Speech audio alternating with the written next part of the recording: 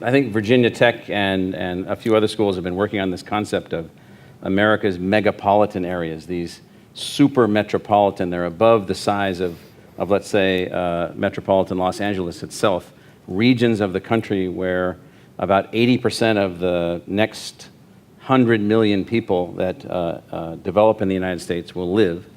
Those 10 places, if you look at them, those megapolitans, Houston is one, Phoenix and Tucson is one, Southern California is one, there's a few others around the country. If you look at those and then think about the competitive units around the world, Shanghai, Singapore, whatever they happen to be, and start thinking about how competition is going to occur, it's going to occur much more on the basis of these regions than it is going to occur on the basis of something we call a state or even something that we call a nation.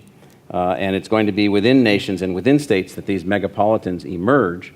And the role of the universities in each of them, I think, is not to save the cities because they are what they are. It's whether or not they'll be successful or not.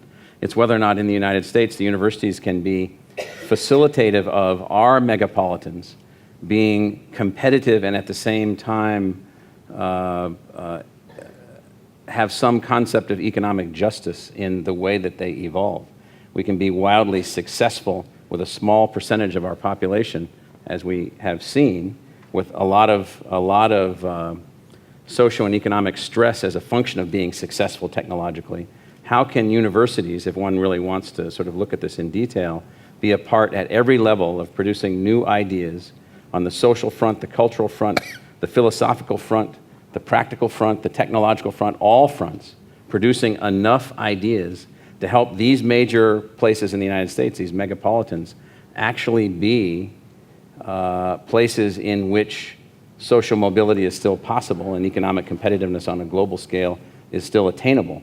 How we do that is really going to be dependent upon not just the universities, but certainly the universities as a major actor in terms of producing these ideas and producing these people to help us to move in this direction. I guess if we want to look at sort of where we are, it's not save. We don't have to save ourselves from anything other than ourselves. If we don't like the way things are now, it's because we haven't yet produced enough of the good ideas to be able to create a better and more successful and more economically just place called a city, or in this case, the big cities, the megapolitans.